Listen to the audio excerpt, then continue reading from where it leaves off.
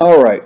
Today, today's lesson on Bible Monday is called What Do the Bible Say About Planets and Stars? What do the Bible say about planets and stars? Now, I know a lot of people in school learned about planets when they talk about Mars, Mercury, Venus, Jupiter. They say that there's 9 planets in our around the earth, around including the earth, that goes around the sun and everything like that. Now there's another lesson to show you that the sun is actually the center. The earth is the center and everything revolves around the earth and everything like that. But that's for another lesson. But right now we're gonna just see, because when we was in school, a lot of us when we was in school, they taught us about the 9 planets. And then they mentioned a couple of the stars and stuff like that. But the biggest thing that should question Christians is, if they're talking about the planets and the stars, and that there's 9 planets, and these planets got moons around them. Some planets got this many moons. Saturn got the most moons. Venus got Jupiter got um the second most moons out of all the planets in our solar system. But what does the Bible say about planets? Now, first of all, the first thing that should be questioned is, why did they name these planets such as like Jupiter? When you look up the word Jupiter, you'll find out that that's a name of a deity or an ancient god. As a Christian, this should be the first red flag in the commandments when it says, "Thou shalt not have no other god above thee," and also making them idols. Now, why would they reference these planets, or what they call planets, as a god? Could it be that they are placing these gods back into the heavens, being that they've fallen?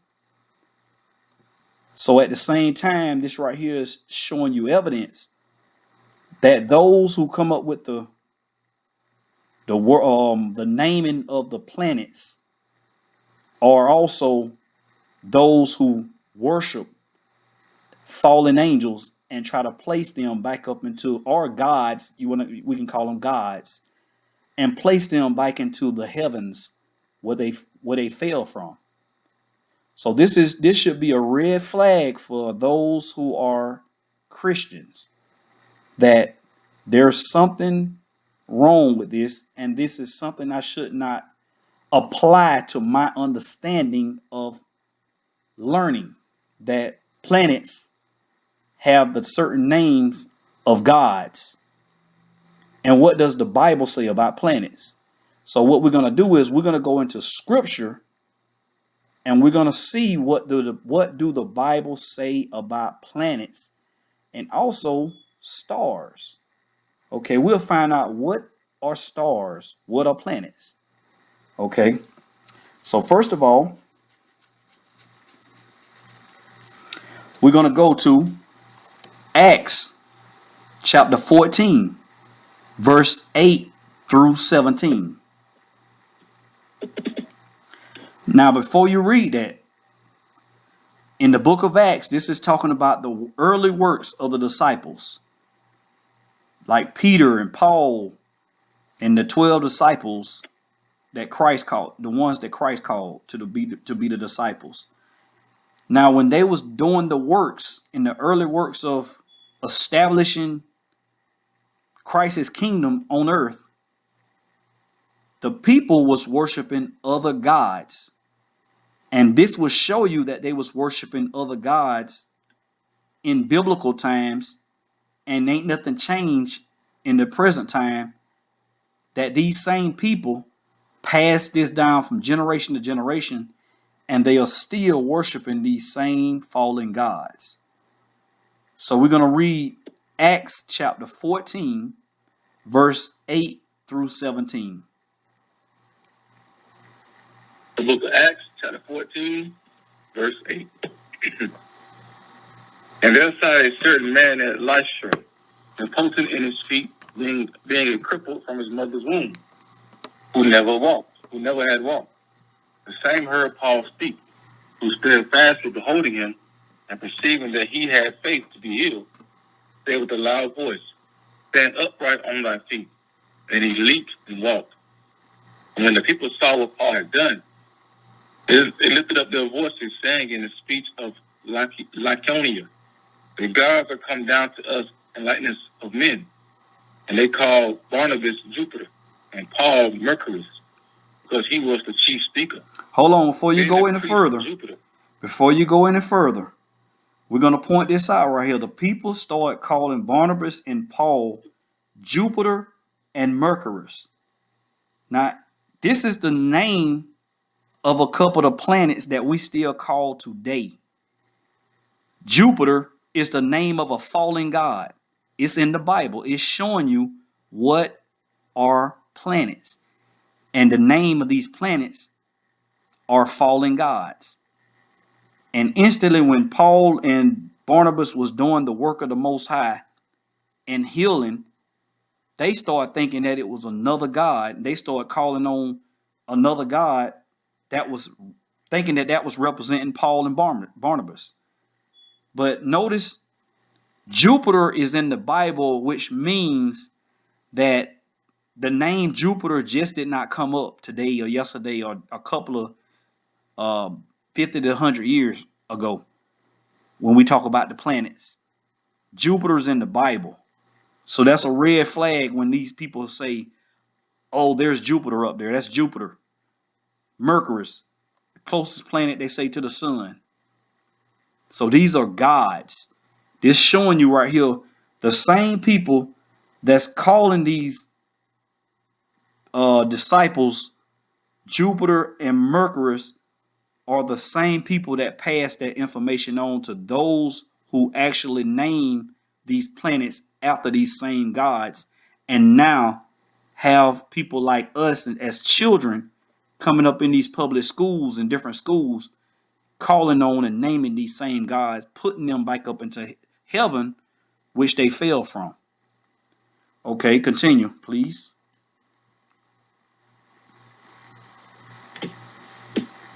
Okay. Verse 13. Then the priests of Jupiter, which was before their city, brought oxen and garlands unto the gate, and would have done sacrifice with the people. Which when the apostles Barnabas and Paul heard of it, they rent their clothes and ran in among the people, crying out and saying, Sirs, why do you do these things? We are also men of like passion with you, and preach unto you that you should turn from these vanities unto the living God, which made heaven and earth, and the sea and all things that are therein, who in time past suffered all nations to walk in their own ways. Nevertheless, he left not himself without witness, and that he did good and gave us rain from heaven and fruitful seasons, filling our hearts with and gladness. Okay, so right there we see that Jupiter was worshipped even back then and placed up when it says in the beginning, when you read verse 11, it says, and when the people saw Paul had done what Paul had done, they lifted up their voice, saying in the speech of Lycaonia, the gods are come down. That's the key thing. The gods are come down to us in the likeness of men.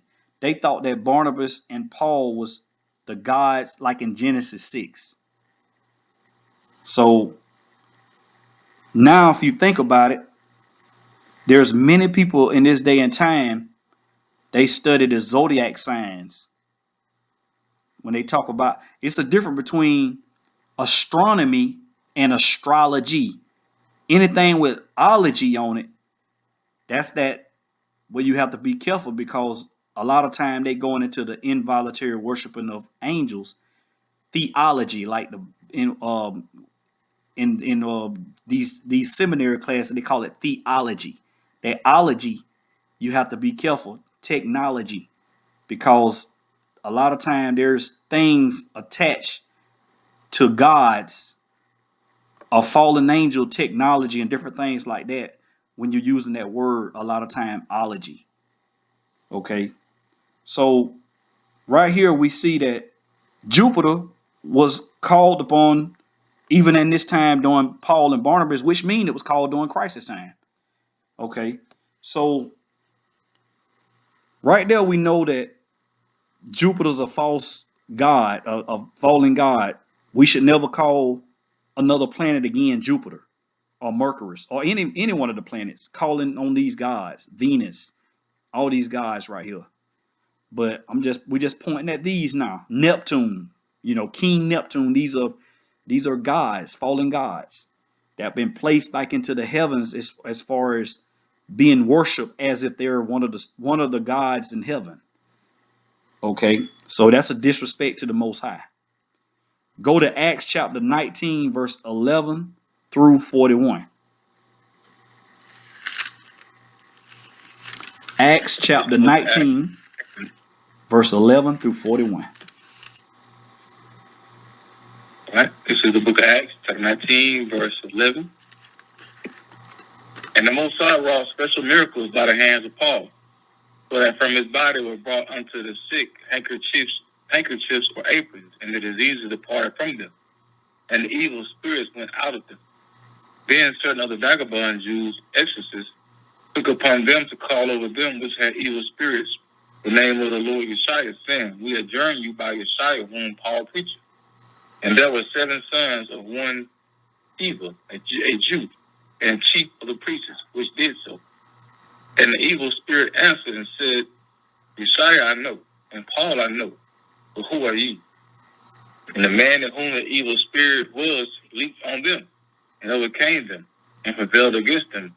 So they fled out of their house naked and wounded. And this was known to all the Jews and Greeks also dwelling in Ephesus. And fear fell on them all, and the name of the Lord Yeshua was magnified. And many that believed came and confessed and showed their deeds.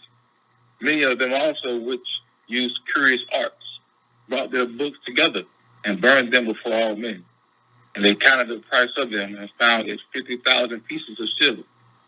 So mightily grew the word of the Most High and prevailed. And after these things were ended, Paul proposed in the Spirit, when he had passed through Macedonia and Achaia, to go to Jerusalem, saying, As I have been there, I must also see Rome.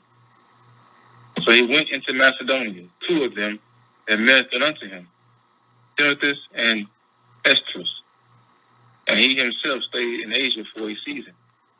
And at the same time there arose no small stir about that way. For a certain man named Demetrius, a silversmith, which had silver shrines for Diana, brought no small gain unto the craftsmen, whom he called together with the workmen of like occupation, and said, Sirs, ye know that by this craft we have our wealth. Moreover, ye see and hear that not alone at Ephesus, but also by almost throughout all Asia, this Paul hath persuaded and turned away much people, saying that they be no gods, which are made with hands. So that not only this our craft is in danger to be said not, but also the temple of the great god Diana should be despised, and our magnificence should be destroyed, whom all Asia and the world worshipeth. And when they heard these things, they were full of wrath, and cried out, saying, Great is Diana of Ephesians. And the whole city was filled with confusion. And having caught Dionysus and Aristarchus, men of Macedonia, Paul's companions, and traveling, they rushed with one accord into the theater. And when Paul would have entered in unto the people, the disciples suffered him not. And certain other chief of Asia, which were his friends, sent unto him, desiring him that he would not adventure himself into the theater. Some therefore cried one thing, and some another, for the assembly was confused, and the more part knew not wherefore they were come together. And they drew Alexander out of the multitude, the Jews putting him forth. And Alexander beckoned with the hand, and would have made his defense unto the people. But when they knew that he was a Jew, all of one voice, about the space of 2 hours, cried out, Great is Diana of the Ephesians. When the town clerk had appeased the people, he said, Ye men of Ephesus, what man Israel knoweth not that the city of the Ephesians is a worshiper of the great goddess Diana, and of the image which falls down from Jupiter. Seeing then that these things cannot be spoken against, you ought to be quiet, and to do nothing rashly. For ye have brought hither these men, which are neither robbers of churches, nor yet blasphemers of your goddess. Wherefore, if Demetrius and the craftsmen which are with him have a matter against any man, the law is open, and there are deputies. Let them plead one another.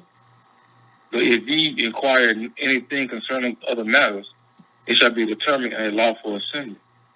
For we are in danger to be called a question for this day upward, there being no cause whereby we may give an account of this concourse. And when he had thus spoken, he dismissed the assembly. Okay, so right here, when it speaks of in verse 34 and 35, but when they knew that he was a Jew, all with one voice about the space of 2 hours cried out, Great is Diana of Ephesians. Diana is actually Semiramis, Ashtaroth. That's the Easter lady, the goddess, Diana. That's who that's speaking of.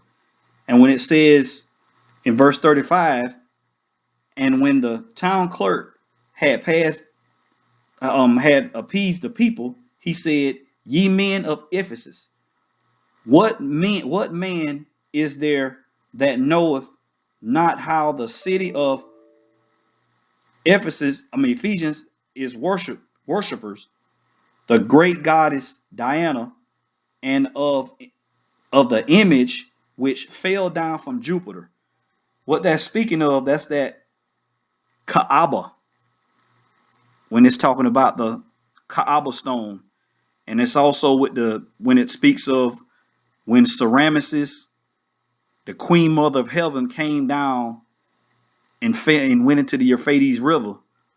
That's what they're speaking on right there. If you do the research, you'll find out that that's what they're speaking on right there. When it says Diana, it says, and of the image fell down from Jupiter. So it's saying she the Queen Mother of Heaven, she came down. That's what that is. And then AKA, that's what they call now the Virgin Mary. So you got Semiramis, Ashtaroth, Semiramis, and then you got Diana. Then it's AKA modern day the Virgin Mary with the mother and child. So that's what they're speaking on right here. The same thing. There's nothing new under the sun. Ain't nothing happening but the ancient gods that they worship at them times are resurrected and worship in these times, which continue to hinder our people from generation to generation as we continue to fall to these same gods and goddesses. So this is what they was dealing with at that time, and this is what we dealing with in this time, living in the daughter of Babylon. If you think about it, everything that we deal with is dealing with the same gods that they deal with. Nothing changed. So the biggest thing when coming into the truth is putting down the gods and the idols. These are the first things, putting down the gods and the idols. But we have to identify and know what are the gods and what are the idols in order to do it. But excuse me, this is the biggest thing we're dealing with as we continue to try to walk holy in this walk daily and weekly, following the Sabbaths and different things like that. The same gods that they worship then are the same gods that they're worshiping now.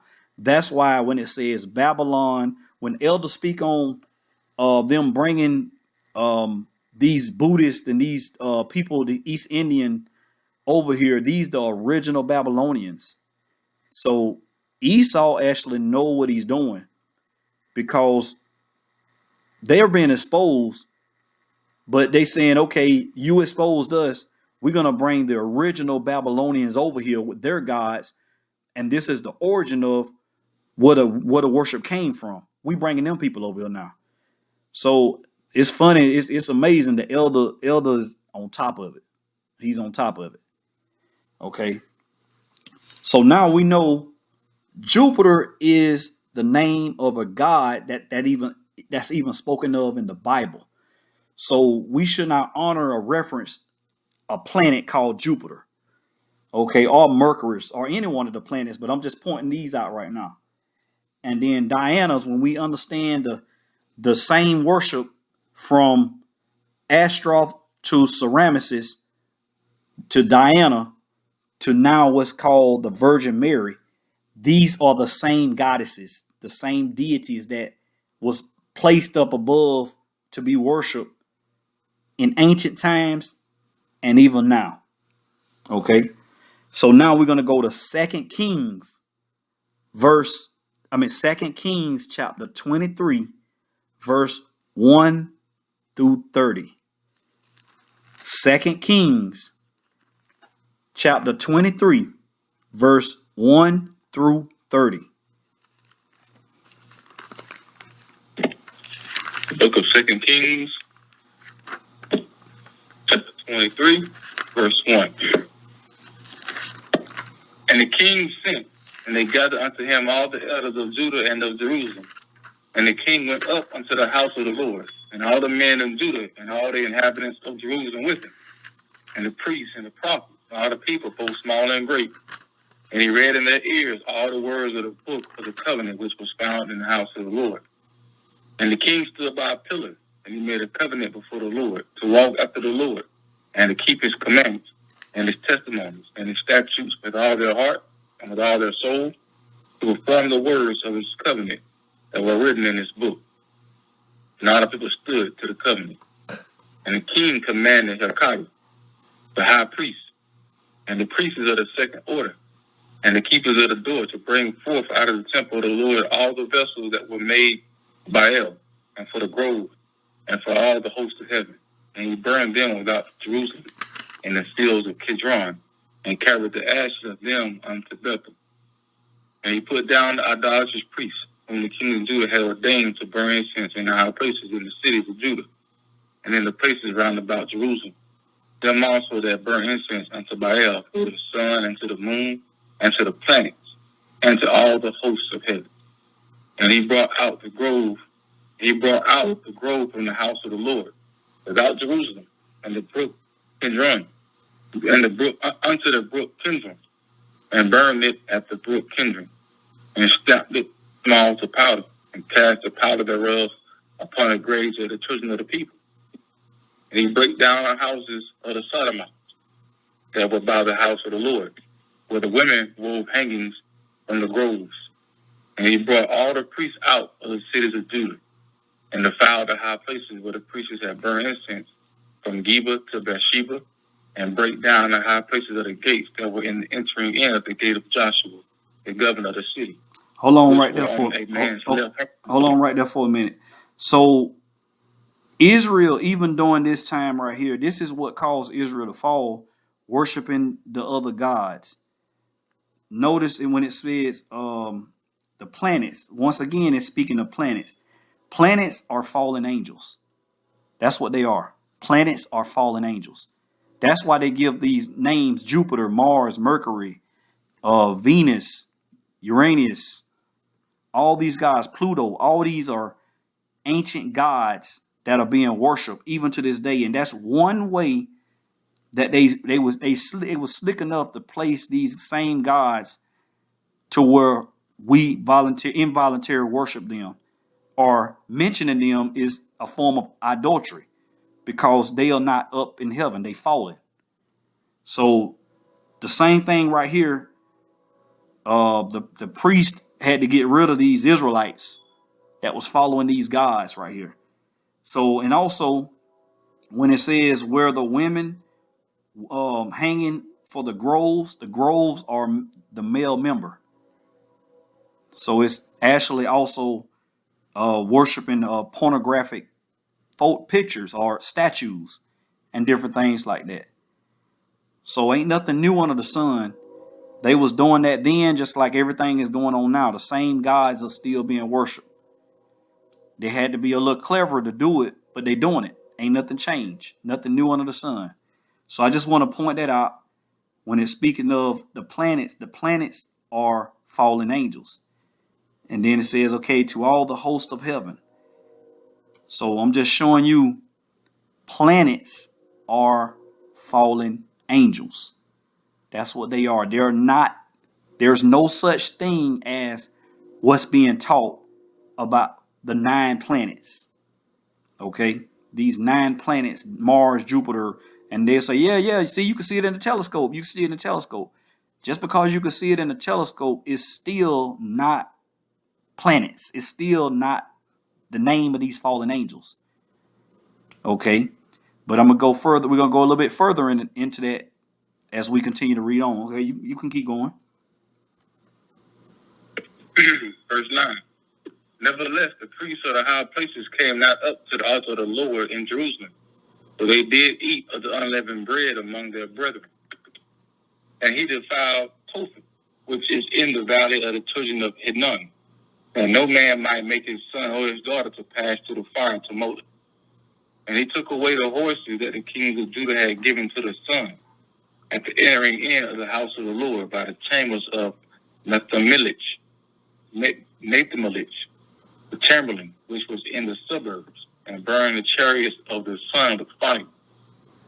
And the altars that were at the top of the upper chambers of Ahaz, which the kings of Judah had made, and the altar which Manasseh had made in the 2 courts of the house of the Lord, did the king beat down and break them down from thence, and cast the dust of them into the brook of Kidron.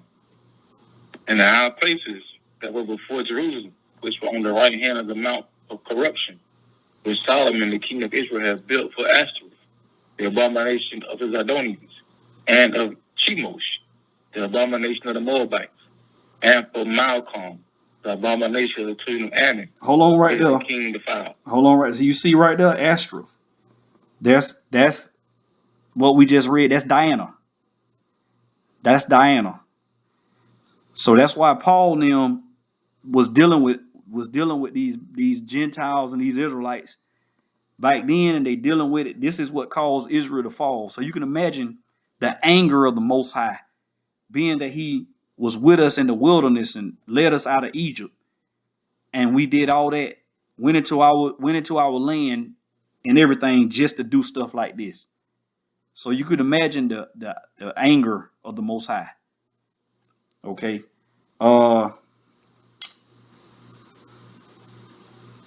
You can keep going because it's good right here. You can just, well, I'll tell you when to stop, but you read a little bit more. Oh, okay. Verse 14. And he brake in pieces the images and cut down the groves and filled their places with the bones of men. Moreover, the altar that was at Bethel, and the high place which Jeroboam the son of Nebat, who made Israel to sin, had made, both their altar and the high place he brake down, and burned the high place and stamped it small to powder, and burned the grove. And Josiah turned himself, he spied the sepulchres that were there in the mount, and sent and took the bones out of the sepulchres, and burned them upon the altar, and polluted it according to the word of the Lord, which the man of God proclaimed, who proclaimed these words. Then he said, What title is that I see? And the men of the city told him, It is the sepulchre of the man of God, which came from Judah, proclaim these things that thou hast done against the altar of Bethel. And he said, Let him alone, let no man move his bones, but let his bones alone, with the bones of the prophet that came out of Samaria. And all the house also the high places, and all the houses also the high places that were in the city of Samaria, which the kings of Israel had made to provoke the Lord to anger, Josiah took away, and did to them according to all the acts that had done in Bethel. And he slew all the priests of the high places that were there upon the altars, and burned men's bones upon them, and returned to Jerusalem. And the king commanded all the prophets, saying, Keep the Passover unto the Lord your God, as it is written in the book of his covenant. Surely there was not open such a Passover from the days of the judges that judged Israel, nor in all the days of the kings of Israel, nor of the kings of Judah. But in the 18th year of King Josiah, wherein this Passover was holding to the Lord in Jerusalem. Moreover, the workers with familiar spirits, and the wizards, and the images, and the idols, and all the abominations that were spied in the land of Judah and in Jerusalem, did Josiah put away, that he might perform the words of the law which were written in the book that Hilkiah the priest found in the house of the Lord. And like unto him was there no king before him that turned to the Lord with all his heart, and with all his soul, and with all his might, according to the law of Moses. Neither after him arose there any like him.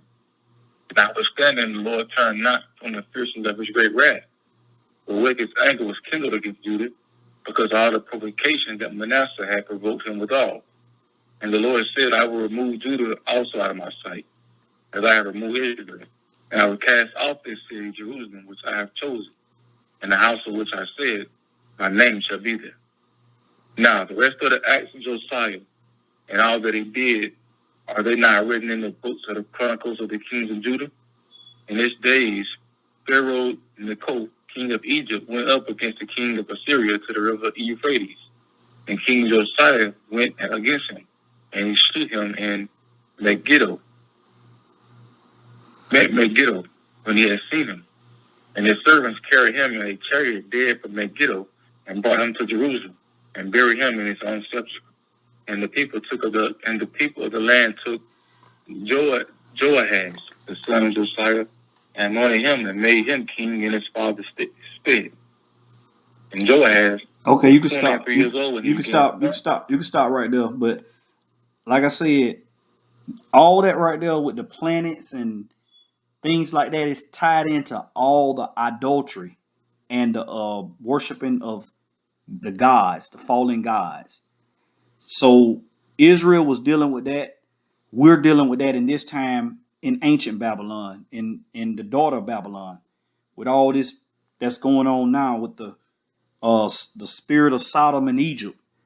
All that's going on in this place right here, along with, like I said, these idols, the gods, and everything. Even believe it or not, have you noticed more and more?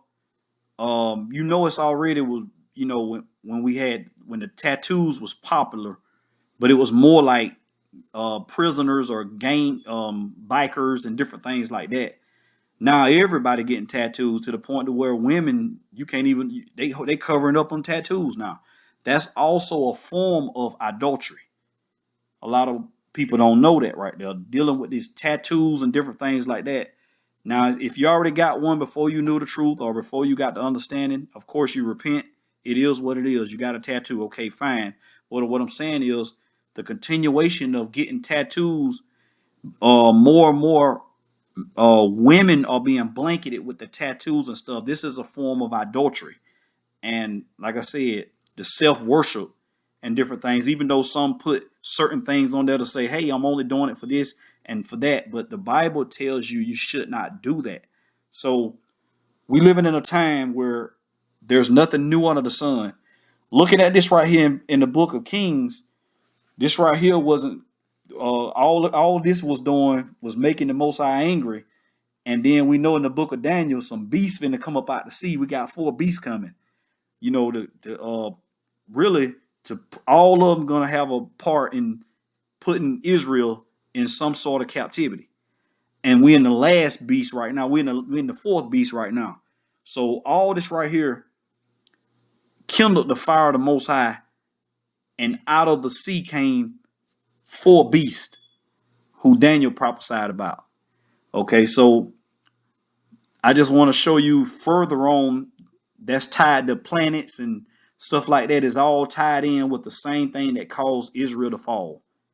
Okay, so now we speaking of planets. Now we're going to speak about the stars. So now we know what the Bible say about planets. Okay, the Bible mentions planets as fallen angels or gods, fallen gods. They are part of what Israel failed to, worshiping of planets, which are fallen angels or gods. That's why they have the name Jupiter, Mars, Mercury, Venus, Pluto, and all the other names of these so-called planets and stuff like that. Okay. Now, when it comes to the stars, basically, that's what they are up in the sky. that they call Jupiter, Mars, and Mercury and everything like that. These are the stars, the stars of the Most High. These are the stars that set signs for us and seasons and everything like that. And like the heavenly tables, the stars have written, the Bible's written from the stars, understanding the stars. Okay. But just go into more detail, what are stars? Since stars are not planets, we're going to identify what stars are according to the Bible.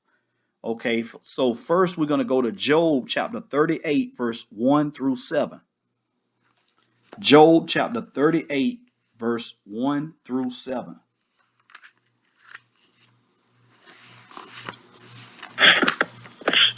Chapter 38, verse 1. Then the Lord answered Job out of the whirlwind and said, Who is this that darkeneth counsel by words without knowledge? Gird up now thy loins like a man, for I will demand of thee, and answer thou me. Where wast thou when I laid the foundations of the earth?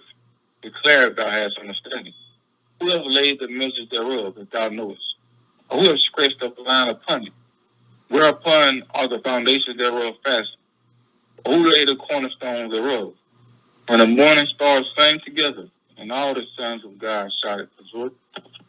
Okay, so now it's telling you that these stars are the sons of God. They are angels. Stars are angels. Now the thing, and we're going to prove more of that in a little bit also.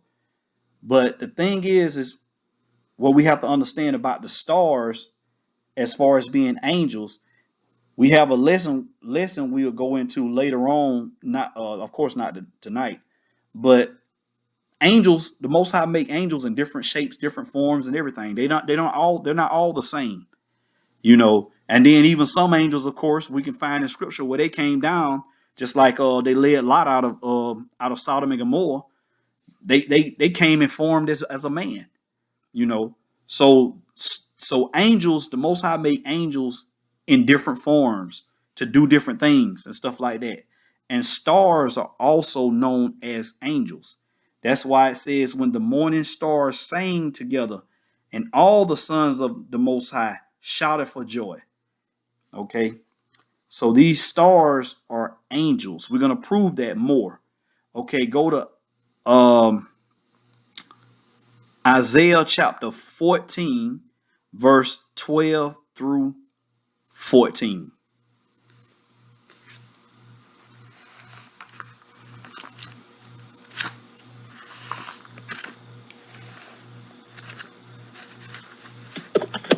Isaiah chapter 14, verse 12. How art thou fallen from heaven, O Lucifer, son of the morning? How art thou cut down to the ground, which didst weaken the nations?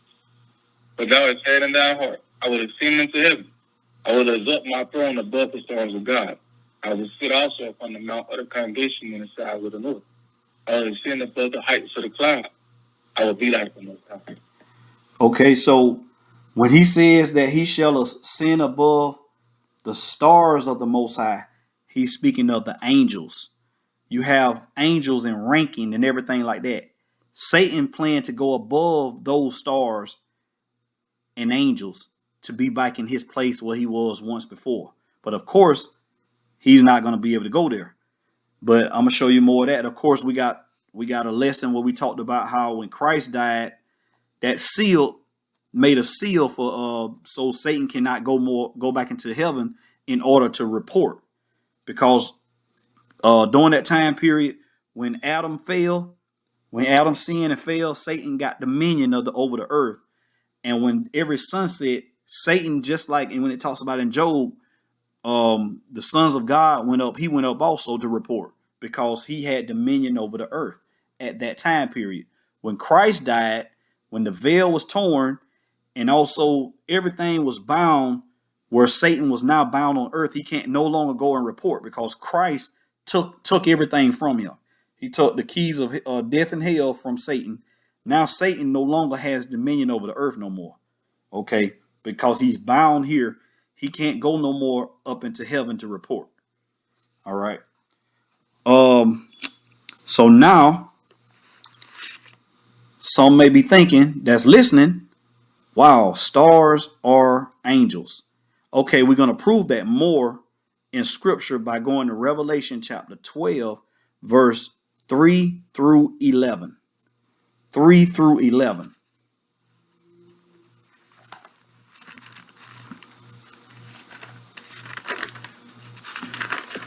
The book of Revelation, chapter 12, verse 3. And there appeared another wonder in heaven, and behold, a great red dragon, having 7 heads and 10 horns, and 7 crowns upon his head. And his tail drew the third part of the stars of heaven, and did cast them to the earth. And the dragon stood before the woman which was ready to be delivered, for to devour her child as soon as it was born. Hold on, let me stop right there. Let me stop right there so I can highlight that for those when we were just talking about stars, when it says that the stars sung to the Most High, what we just read in the book of Job. And this right here says in verse 4, and his tail drew a third part of the stars of heaven and cast them down to the earth. And it says, okay, so we know now stars are angels, because here's the evidence right here in Revelation also that stars are angels.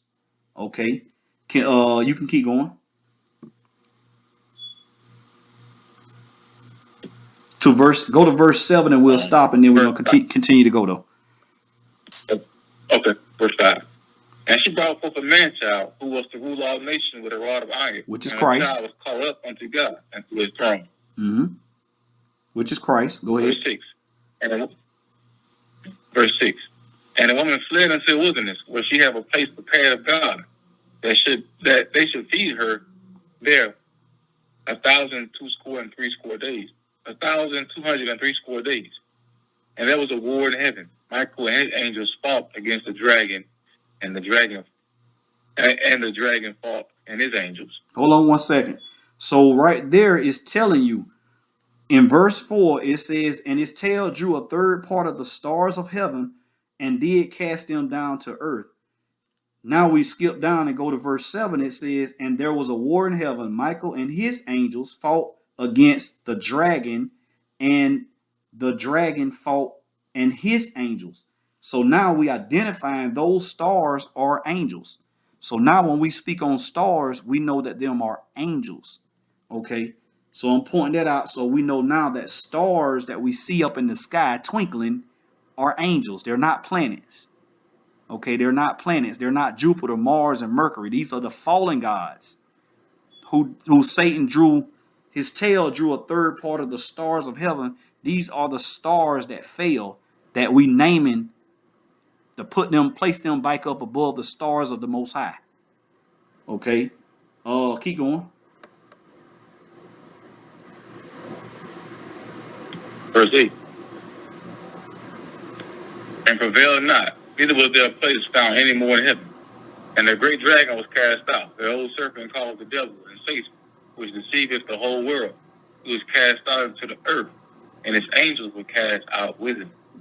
Okay, so there it is again. Saying, let me point that out again. Once again, in verse 9, and the great dragon was cast out, and that old serpent called the devil and Satan, which deceived the whole world, he was cast out unto the earth, and his angels were cast out with him. So once again, we know now stars are angels. Okay, keep going. Verse 10. And I heard, verse 10. And I heard a loud voice saying in heaven, now is come salvation and strength, and the kingdom of our God, and the power of his Christ. For the accuser of our brethren is cast down, which accused them before our God day and night. And they overcame him by the blood of the Lamb, and by the word of their testimony, and they loved not their lives unto death. Okay. Therefore rejoice ye heavens, and ye that dwell in them. Okay, the inhabitants of the earth. Okay, you can stop right there. So, like I said, we talking about the stars are angels. And this right here, when it says, and there was a war in heaven, that right there was the time when Christ died and sealed the portals which Satan was able to go into to accuse thy brethren. But he no longer can go and report and accuse thy brother no more, because Christ has sealed that. Satan's fate is sealed for 32. I mean, for 30 into the 35 jubilees, which is 1,750 years, which Christ will come before that time period. So now we know that the stars was brought, that the ones that fell was with Satan. These was angels, fallen angels. Now we speaking on the fallen angels. Okay, now it's gonna make more sense when we read the book of Jude, chapter 1, verse 6 through 8, and also verse 13 and 16.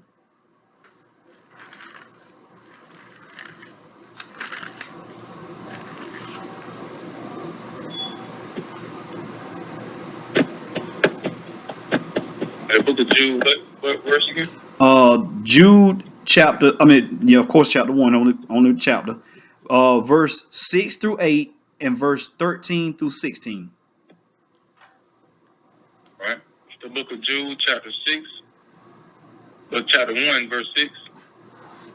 Because, and the angels which kept not their first estate, but left their own habitation, he had reserved in everlasting chains under darkness until the judgment of the great day. Even as Sodom and Gomorrah and the cities about them in like manner, giving themselves over to fornication and going after strange flesh, are set forth for an example, suffering the vengeance of eternal fire. Likewise also these filthy dreamers defile the flesh, despise dominion, and speak evil of deities. Okay, you can go to 13 and 6, 13 and 16. 13 through 16, yeah. Verse 13. Raging waves of the sea, foaming out of their own shame, wandering stars, to whom is reserved the blackness of darkness forever. And Enoch also, the seventh from Adam, prophesied of these, saying, Behold, the Lord cometh with 10,000 of his saints, to execute judgment upon all, and to convince all that are ungodly among them of all their ungodly deeds, which they have ungodly committed, and of all their hard speeches which ungodly sinners have spoken against him. These are murmurers, complainers, walking after their own lusts, and their mouth speak of great swelling words, having men's persons in admiration because of advantage. Okay, so now we see it makes more sense now when it says in verse 6, and the angels which kept not their first estate, but left their own habitations, meaning where they dwell, where they supposed to be at, and has now they've been reserved for everlasting change and under darkness unto judgment of the great day. And we know that that's according to the jubilees when that time is supposed to be, when Christ cut that time short. But we know when that time is supposed to be according to the length of the time they got before judgment. Also, you have verse 13 when it says, raging waves of the sea, forming out of their own shame wandering stars, of whom is reserved unto blackness of darkness forever. So this right here is showing you also the fallen angels that fell when there was a rebellion in heaven. Them angels that came down, they was placed in darkness. And then also the fallen angels that came with Satan when Satan drew more angels to fall down. There was different stages of parts when angels was falling. And so I don't, like I said, the book of Enoch will clear everything up. But for those that don't believe in the book of Enoch for whatever reason, I can stay right here and still explain and show you through scripture the fallen angels came down. Because that's one thing a lot of people don't want to believe, that angels came down and of course bred it with women. But at the same time, I'm showing you that angels came down and they defiled the things of the earth. Okay, and waiting for judgment. So I'm just showing you right there. Now we know that these stars are angels. Okay, go to Hebrews chapter 11, verse 4 through 6 to give you more evidence that these stars are angels. But these stars are fallen angels. The book of Hebrews, chapter 11, verse 4. By faith, Abel offered unto the Most High a more excellent sacrifice than Cain, by which he obtained witness that he was righteous, the Most High testifying of his gifts, and by it he being dead yet speaketh. By faith Enoch was translated that he should not see death, and was not found because the Most High had translated him. But before his translation, he had his testimony that he pleased God. But without faith, it is impossible to please him. For he that cometh to the Most High must believe that he is, and that he is a rewarder of them that diligently seek him. Okay, so this just bringing the time of Enoch with the time with the fallen angels. So like I said, we don't have to go to the book of Enoch for those that don't believe the book of Enoch, but we can definitely put him in the timeline of the time when the fallen angels came down. And then, of course, led up to Noah. Okay, now we're going to go to 2 Peter chapter 2, verse 4 through 6.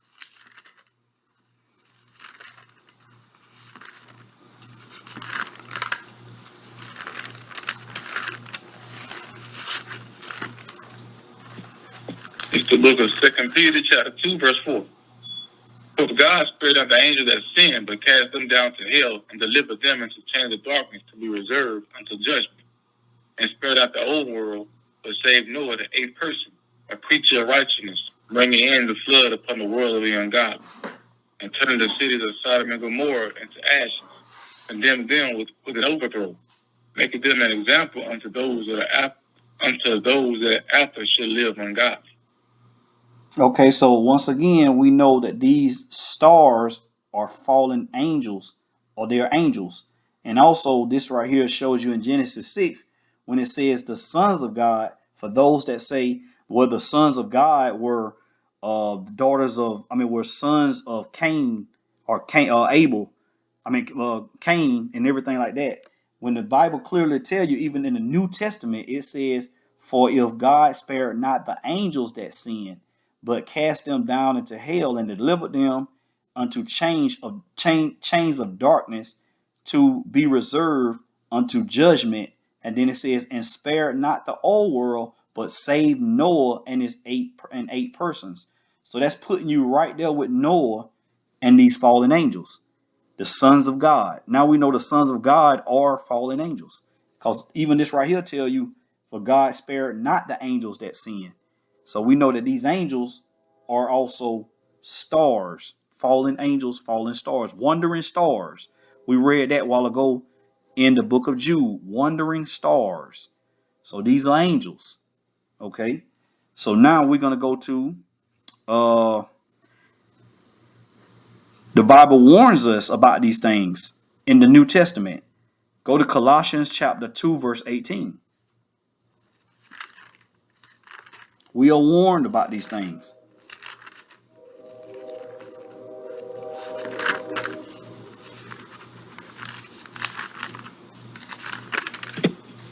Book of Colossians chapter 2, verse 18.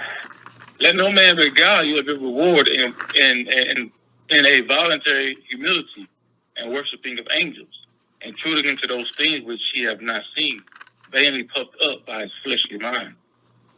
Okay, so this right here goes along with what we read in the book of Kings and also in the book of Acts in the beginning, where they was worshiping these deities, these fallen angels. And even today, when I say there was nothing new under the sun, the same thing is happening.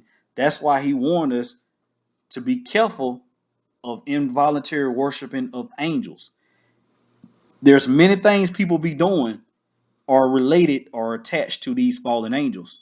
So Christians should be alert and more aware of the things that's being done in this earth that's not in the Bible. If all they have to do is just read and find in the Bible what is going on, and they can decipher between this right here is the involuntary worshiping of fallen angels, and this right here is the laws and commandments of the Most High. But being that they don't teach the laws and commandments of the Most High, it's easier to be involuntary worshiping the fallen angels because there is no law that's being taught. Not realizing what is sin, the transgression of the law. But because they say that we're saved by grace, now they do away with the law and they bring in new laws, which is the involuntary worshiping of angels, of fallen angels. They bring in new laws. Christmas, Valentine's Day, all these days are associated with gods, the Virgin Mary with the baby child. That's Diana, Semiramis, Ashtaroth. These are the deities of the goddesses that's being celebrated even to this day. And all Christians have to do is just read the Bible and relate it to ancient times and present time. They'll realize ain't nothing new under the sun, and they'll see that it's involuntary worshiping of angels, which is breaking the first commandment and the second commandment, because thou shalt not have no other God before me. And also, for the gods of these nations are idols. That's also in the book of Psalms. You should not make into thee any graven image. And all these fallen angels become idols. Okay, so of course that keeps us down as a people. So now we're going to go to show you again. Now, some may be thinking, well, what about the comets that we see coming down, the shooting stars? We're going to see what the Bible say about these shooting stars. Okay, go to Daniel chapter 8, verse 8 through 10. The shooting stars. So when they say make a wish upon a star, don't do that. That's very adulterous. And also worshiping of fallen angels. The book of Daniel, chapter 8, verse 8.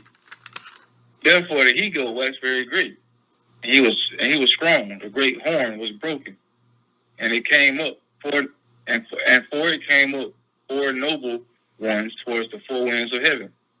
And out of one of them came forth a little horn, which waxed exceedingly great, towards the south and towards the east and towards the pleasant land.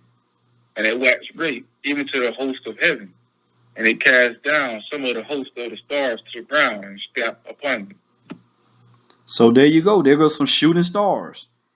And that when it's in verse 8, it says, therefore he-goat waxed great, and when he was strong, the great horn was broken, and for it came up four noble ones. That's speaking of Alexander the Greek right there. That's Alexander the Greek.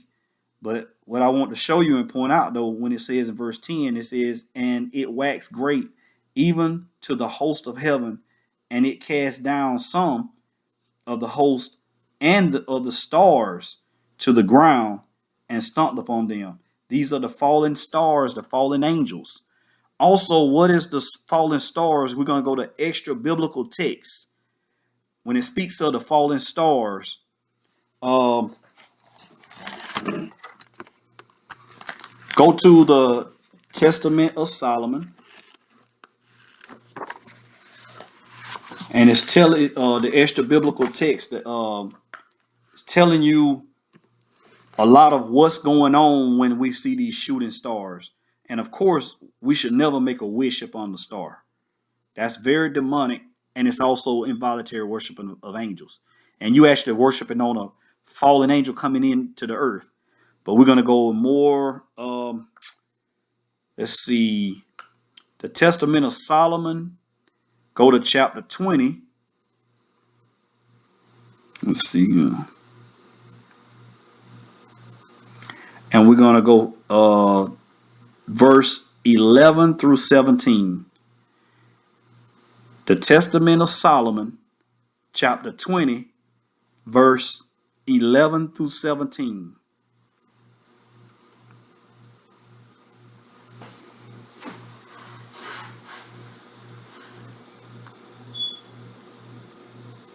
Well, I don't think mine isn't broken up into chapters. So you may have to read it, man. Okay, let's see. Let's see. All right, let's see what. Yeah. Okay, in verse 11 it says, then I ordered Ananias to be brought to me again, and I said to him, tell me how you know that the young men will die in 3 days. He replied, and what it's doing is Solomon was speaking when Solomon. Let me give you a quick overview of this right here. When Solomon was building his temple, Solomon's temple, the Most High the angel gave him a ring to subject demons to build this temple, because that's why the temple was so great. It took what they call supernatural force to build the Temple of Solomon. That's how great it was. It was the greatest building of its time, and of all, really humanity, the way it was built and everything. And of course, when Solomon failed, it was destroyed by angels too. So don't get it twisted when you say, well, where is Solomon temple? Now, the angels destroyed that temple. But this right here is talking about when Solomon was able to subject these demons to build the temple for him, because that's because it was so great. He used his power. He used the power he had to build this temple. But anyway, we're going to read it. It says, I'm gonna read again. It says, then I ordered Ananias to be brought to me again, and I said to him, tell me how you know that the young man will die in 3 days. He responded, we demons go up to the firmament of heaven, fly around the stars, and hear the decisions, meaning they listen and try to see what's going on in heaven. This is the time that they can actually try to ascend up into heaven. They try to hear. They try to listen to what's going on. It says, which issues from God concerning the lives of men. The rest of the time we come and being transformed, causing destruction, whether by dominion or by fire or by sword or by chance. I asked him, tell me then how you, being demons, are able to ascend into heaven. He replied, whatever things are accomplished in heaven are accomplished, and in the same way also in earth. For the principalities and authorities and powers above fly around and are considered worthy to enter heaven, but we who are demons are exalted from not having a way station from which to ascend or not, or on which to rest. So we fall back down, or we fall down like leaves from the trees, and the men who are watching think the stars are falling from heaven. That is not true. King, rather, we fall because of our weakness, and since there is nothing on which to hold, we are dropped like flashes of lightning to the earth. We burn cities down and set fields on fire, but the stars of heaven have their foundation laid in the firmament.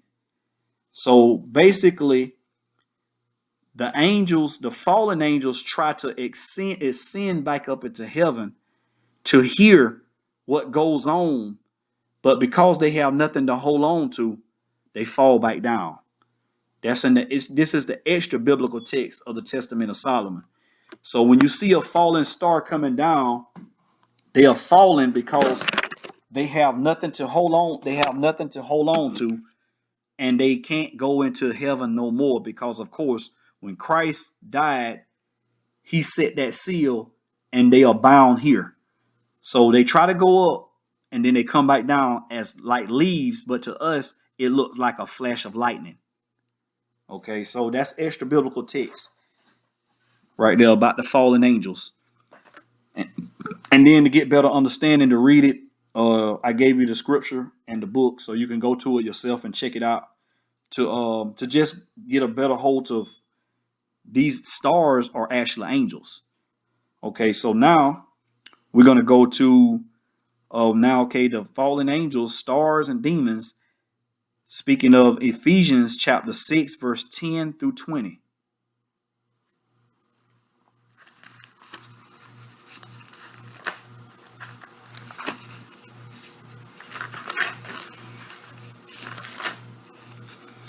Ephesians chapter 6, verse 10 through 20.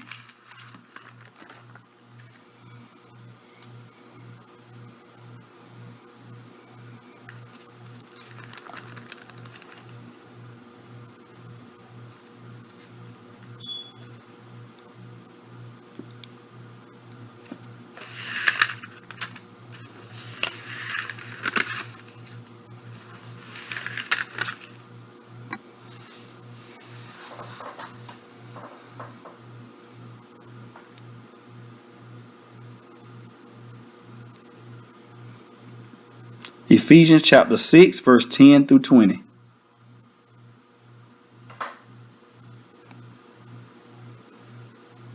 Are you on?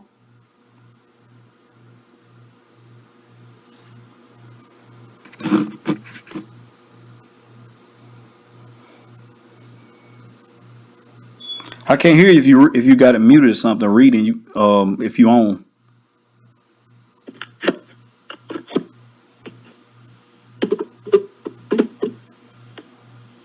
Okay, I'm sorry if I read it again. Okay. Ephesians chapter 6, verse 10 through 20. Right?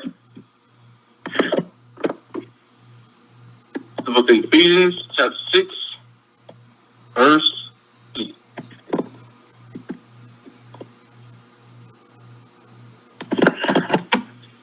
Finally, my brethren, be strong in the Lord, in the power of his might. Put on the whole armor of the Most High, that ye may be able to stand against the wiles of the devil. For we wrestle not against flesh and blood, but against principalities, against powers, against the rulers of the darkness of this world, against spiritual wickedness in high places. Wherefore take unto you the whole armor of the Most High, that ye may be able to withstand in the evil day, having done all to stand.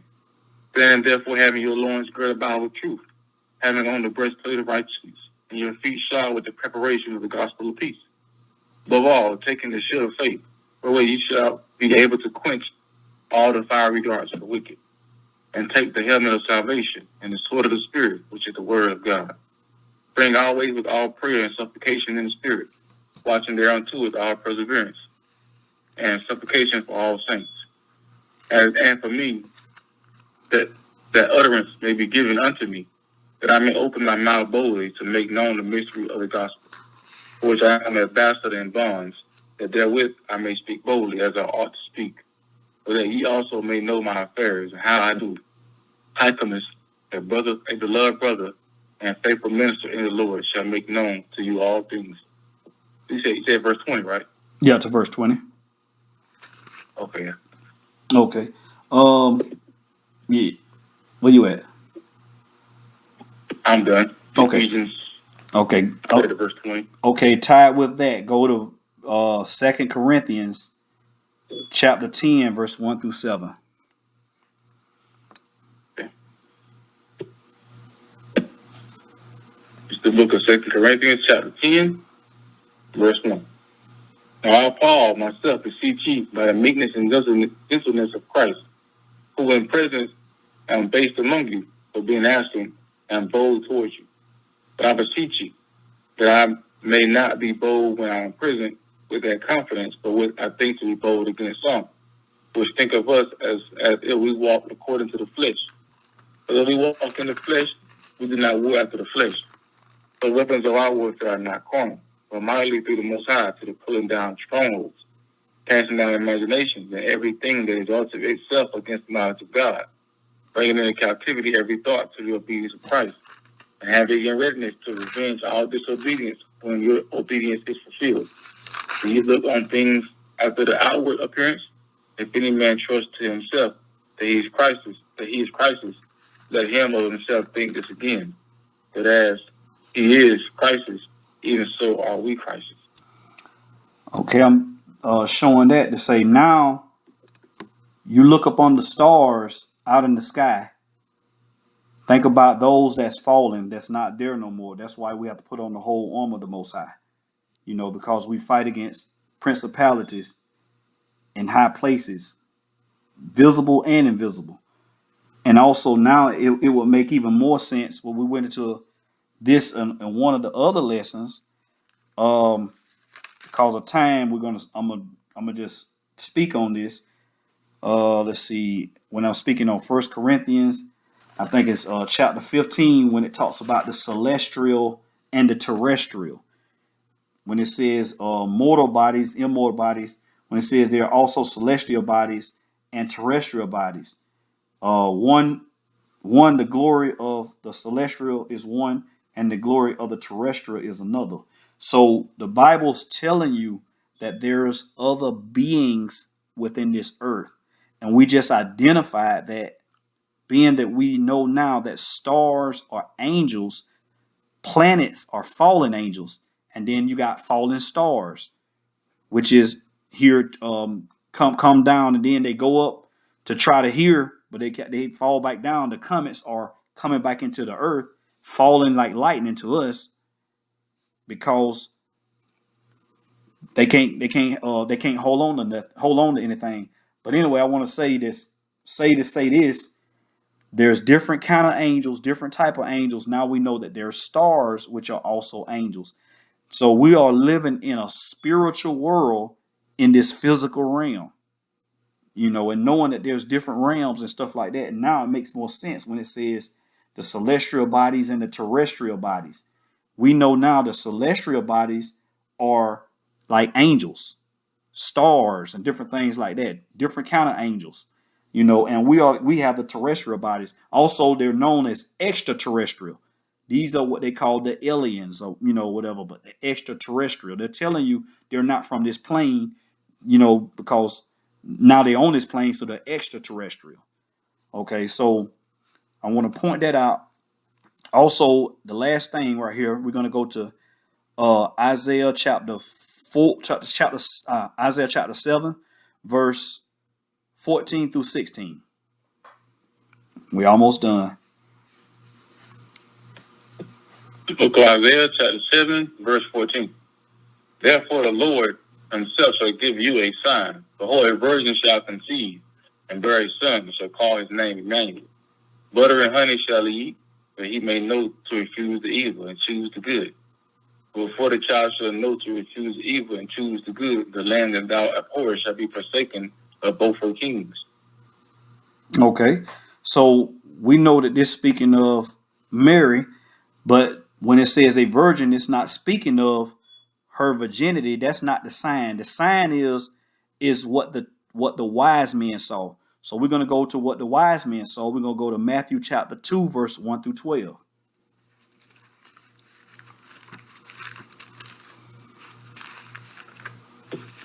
The book of Matthew chapter 2, verse 1. Now when Yeshua was born in Bethlehem of Judea, in the days of Herod the king, behold, there came wise men from the east to Jerusalem, saying, Where is he that is born King of the Jews? For we have seen his star in the east, and are come to worship him. When Herod the king had heard these things, he was troubled, and all Jerusalem with him. And when he had gathered all the chief priests and the scribes of the people together, he demanded of them where Christ should be born. And they said unto him, In Bethlehem of Judea. For thus it is written by the prophets, And thou, Bethlehem, in the land of Judah, are not the least among the princes of Judah. For out of thee shall come a governor that shall rule my people Israel. Hold on one second. Before you go further, I want to point out the sign was not Mary not having sex with Joseph. The sign was the star. So I'm giving you the precept for those that's listening that may not know. When it's in Isaiah, when it says there should be given a sign, that sign was when the wise men came and they said, we seen his star in the east. That's the sign. Okay. So I'm just pointing that out. You can keep going. All right. Verse 7. And then Herod, when he had privately called the wise men, inquired of them diligently what time the star appeared. And he sent them to Bethlehem and said, Go and search diligently for the young child. And when ye have found him, bring me word again, that I may come and worship him also. When they had heard the king had departed, and lo, the star which they saw in the east went before them, till it came and stood over where the young child was. And when they saw the star, they rejoiced with exceeding joy. And when they had come into the house, they saw the young child with his mother, and fell down him. And when they had opened their treasures, they presented unto him the gifts, gold and frankincense and myrrh. And being warned of the Most High in a dream that they should not return to Herod, they departed into their own country another way. Okay, so I want to point out and let you see this. In verse 9 and verse 10, it says, in verse 9, it says, when they had heard the king, they departed, and lo, the star which they saw in the east went before them till it came and stood over where the young child was. How can a star stood over? That star was an angel. So I'm showing you that too. It says, when they saw the star, they rejoiced and was exceedingly great joy. When it says the star stood over where the young child was, that was an angel. The wise men saw the angel of the Most High in the east, and as they went, they followed the star, the angel.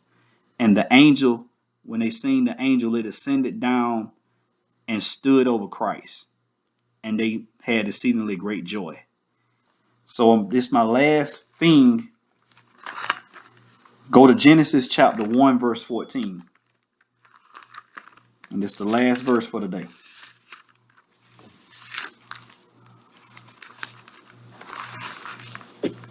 The book of Genesis, chapter 1, verse 14. And the Most High said, let there be lights in the firmament of heaven to divide the day from the night, and let them be for signs and for seasons and for days and years. Okay, you can start right there. The stars are for signs. These angels are to minister to the earth, to minister to us. That's what the Most High's angels are for. They are for to minister. That's why, for those that know the book of Enoch, when these fallen angels fell, they wrote a petition to Enoch to go to the Most High for them, to say, to allow them back into heaven. And then the Most High looked at Enoch and said, you go tell them that Enoch don't supposed to be petitioning for you. You're supposed to be petitioning for them. They supposed to be petitioning for Enoch. They supposed to be for signs for Enoch. They supposed to be ministering to Enoch. So I'm just showing that these stars are angels. And don't get it twisted. There are different kind of angels. Just like you got, like I say, we was made like the Most High in his image. Male and female, he made them, and then we had children. But the way he made these stars, these angels, there are many different kinds. They're made different for different reasons. So I just want to point that out today. The name of the lesson is called, what do the Bible say about planets and stars? The planets are fallen angels because they named them they named them after fallen gods. Jupiter, Mercury, Mars. These are fallen angels. Planets are fallen angels. This is what Israel partook in when they began to fall. And this is one of the things that they was also worshiping, was fallen angels or planets. And also stars are angels, as we know that Satan drew a third of them down with him, and then they fought against Michael and his angels, and said, and Satan and his angels. So it's identifying. And then we looked, and at the end we show where Mary and Joseph, where they had Christ. The wise men knew Isaiah. The sign was the star or the angel, and then they followed the star or the angel. And when they came to where Christ was, it says the star stood over Christ, and they saw the star, and they was exceedingly happy with joy. So the stars are angels. They're not suns or planets or galaxies millions of light years away. They never was that. That's just to speak away. What's really going on is these stars are to minister to us. They are to minister to the people of the earth. And that's what their job is. They are stars from the Most High that sit in the firmament to give us signs. So that's showing you right there what stars are. So when you go out, now the stars up in the firmaments that we see are angels. You're looking into heaven or in the heavens. You see the stars. These are the angels that's there to minister to us, to give us the signs from the Most High, the seasons, to know the seasons and the times and everything like that, and whatever else the Most High used these stars for. But they are not the fallen stars. The fallen stars can't go back up into heaven no more, so they go up and they have nothing to hold on to, and they come back down as leaves to them falling off a tree. But in our eyes, they fall as like lightning, and we think that these are fallen stars. So we can't worship on a star because that's idol worship and involuntary worship of the fallen angels. So that's my lesson for the day, which is called What Do the Bible Say About Planets and Stars? Do anybody got any questions or comments based off this lesson, which is called What Do the Bible Say About Planets and Stars?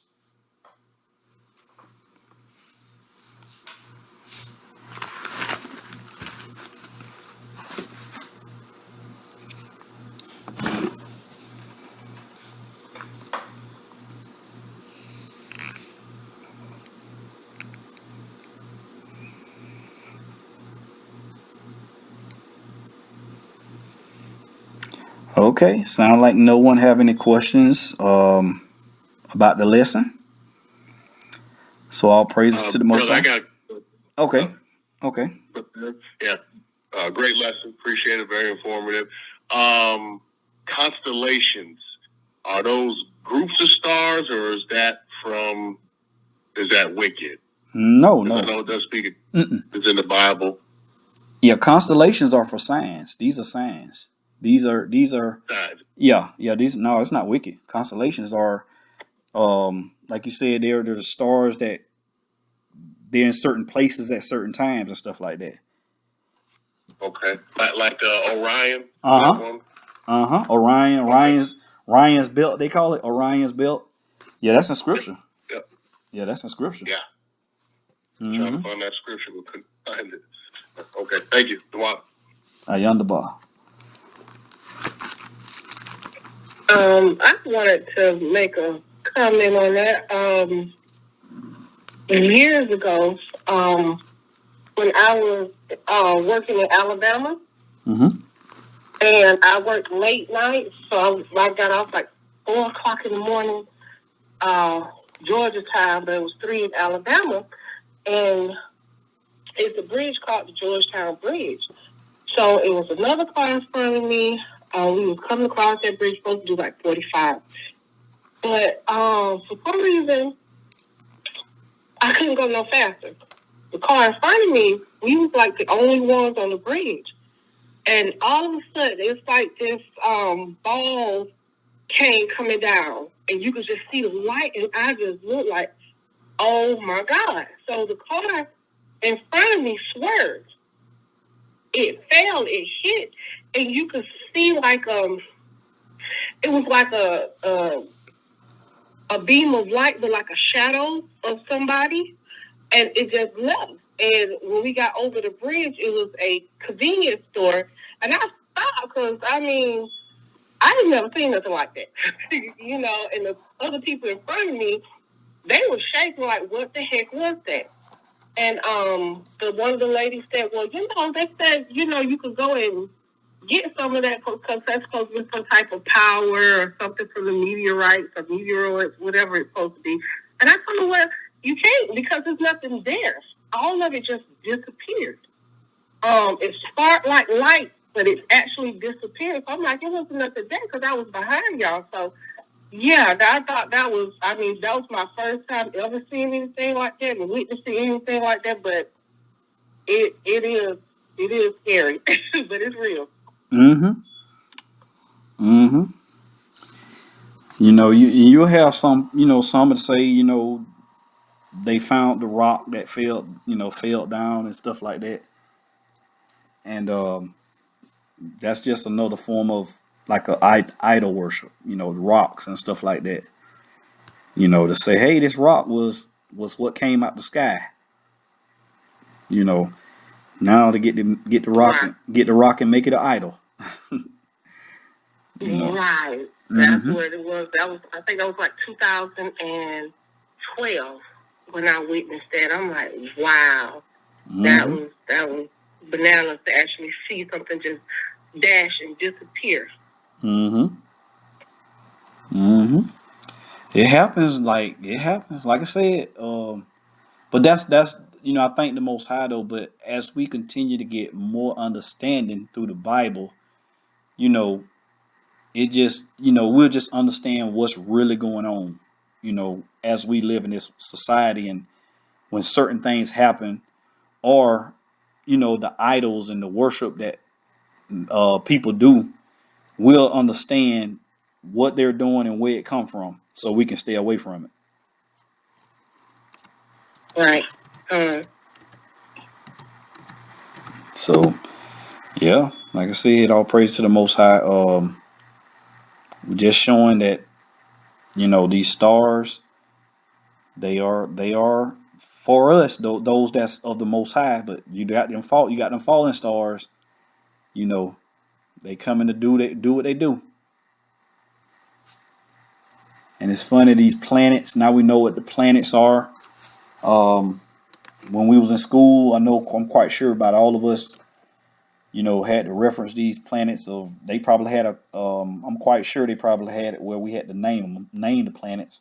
I think we even did a project on that, probably when I was in elementary school, where we had, a little ball foam, or a little plastic foam or something like that, and we made, a little circle, a little ball, and then we colored it, and we called it whatever the planet that they told us to make, what it's supposed to be. So, like, we really don't stand a chance here in Babylon. Like, to be honest with you, we just have to pray and the Most High to deliver us. And I think the Most High, we coming out of this stuff, because other than that, we don't stand a chance, because how are we supposed to know if nobody's there to teach us?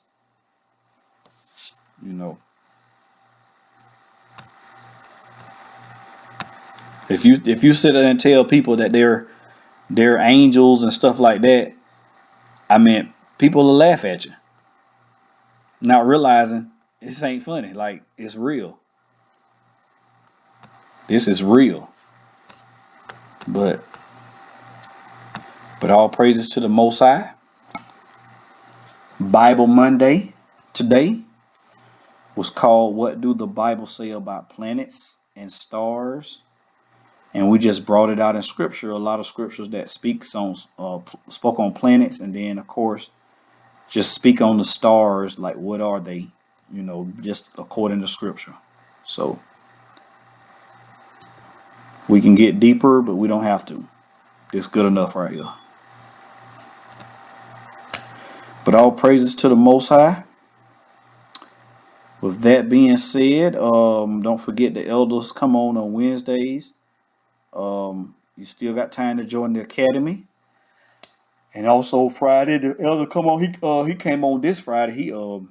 He stayed on a long time before he went to Patreon. So for those that don't have Patreon, he was dropping a lot of good information. And then went to Patreon and dropped some information. And then of course you got the Sabbath. Make sure everybody stay up on all the lessons, and that'll just keep us informed and fed with the word. Stay fed, because this world got plenty of distractions and things to lead us astray. So with that being said, all praises to Ahia in Yeshua's name. That is the end of today's lesson and Ahia's will. We will see everyone online over the phone again this Sabbath.